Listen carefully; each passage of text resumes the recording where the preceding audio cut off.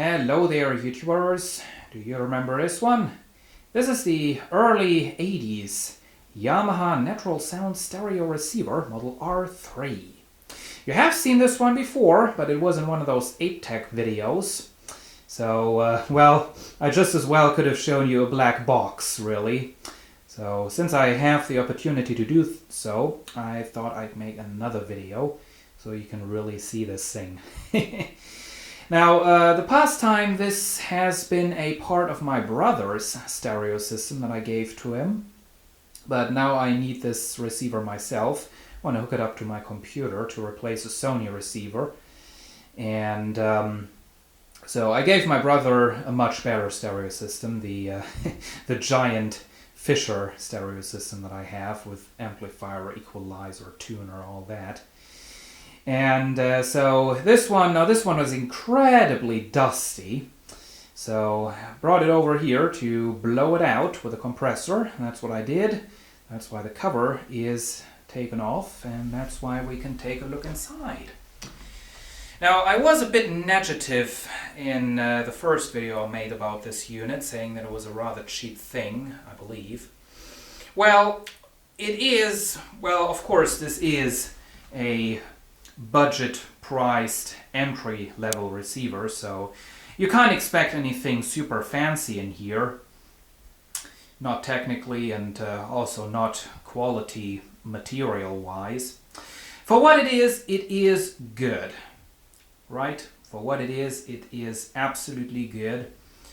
And of course, you know, in relation to other equipment of the time, this was cheap. But of course, this is much better than modern cheap stuff, you know, all the Chinese rubbish.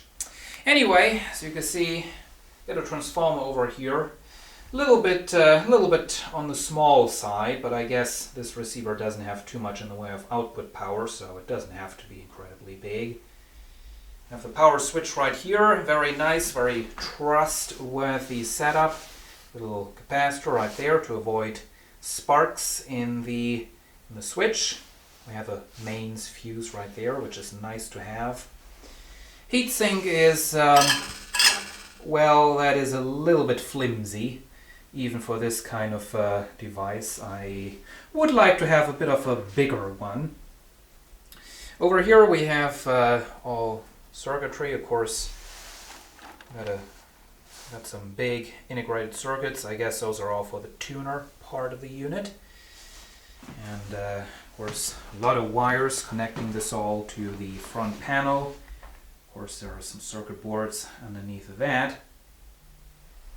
So you can see we do have some quite decently sized transistors for the output stage, and this is in fact a classic push-pull Class B setup.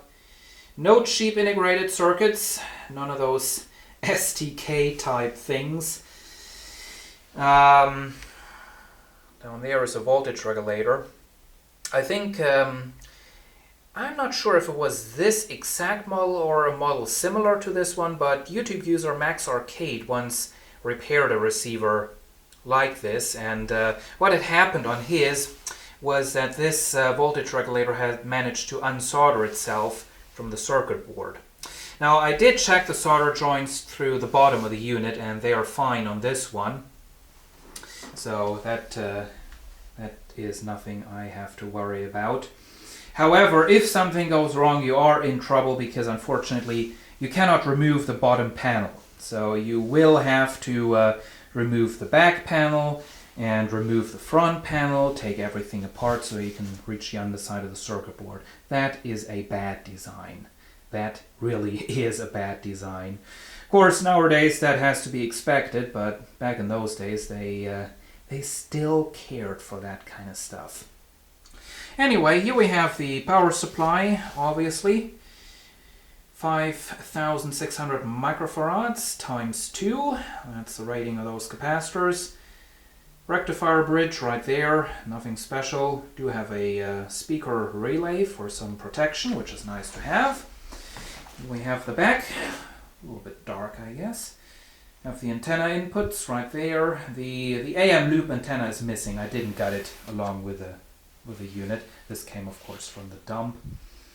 Not too many inputs and outputs, but for a basic system it really is enough. And of course I only intend to hook up the computer to this, so I really only need one input.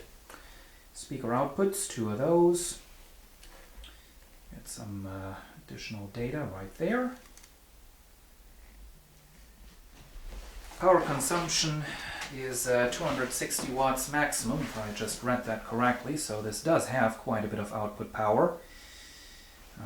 Although I don't really know how on earth they're going to get that out of this transformer. Here is the front. Here is the front. And it doesn't want to focus on the front. Stupid camera. There it goes. Not going to read you all the features and functions. You can just do that for yourself. That's the advantage of uploading high-definition videos. There it is. Of course, rather basic unit. 8 presets for the tuner. And got a digital display. Let me show you the digital display real quick. There it goes. Get a nice red LED-based display.